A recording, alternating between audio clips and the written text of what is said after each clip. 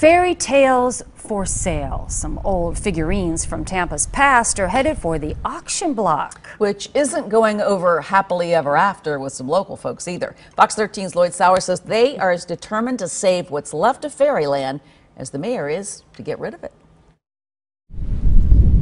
The Fairyland figurines sit outside a city warehouse, worn by the years. Snow White isn't the fairest anymore.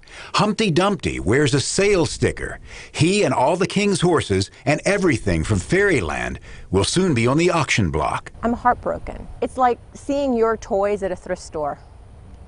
You know, for somebody else, they're dirty old toys. But for us, they're part of our childhood. They're magical. It started in the late 1950s, Fairyland at Tampa's Lowry Park. It was a children's attraction for generations. And Fairyland was our Disney World. Showing its age, the city took down Fairyland in the mid-90s. But the figurines were rediscovered a few months ago. They really don't have intrinsic value to anybody else but those of us who are from here. A group asked the city to give them the figurines to restore, but the mayor says that's not the way it works. Things have to go out to bid. My suggestion to those that have all these grand ideas is that they go to the auction and bid on them. And if they win the auction, then fine, they can do whatever they want with them.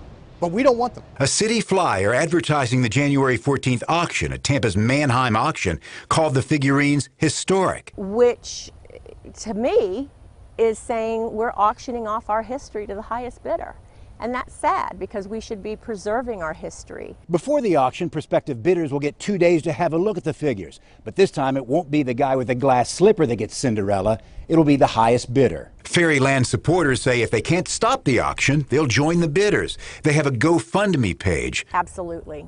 They're that important. If we have to pay the ransom for our history, we'll do that. What's treasure to some is trash to others. That's why they've been sitting on a junk pile for 25 years. Now these tattered memories of Tampa's past have an uncertain future. Lloyd Sowers, Fox 13 News. All right, keep in mind that some are fiberglass, but some are concrete, and they are really heavy. So Lloyd says if you buy Snow White, for example, you better have a truck to get her home. And I do like the Cinderella coach with the white horses. Maybe a prince on a white horse. If I only had a place to put one of those white horses. That's the question. I mean, if you win the bid, where does it go? Well, yeah, I have to figure that part out. Can't go in the back of the garage. Probably not. Prominently displayed in the front yard, for sure. Yeah, and then if you have code and you have the neighborhood covenants and the HOAs. Writing letters about you. Let's try to think of it in a fairy way and think it's going to work out just fine. And they all lived happily ever after. Exactly.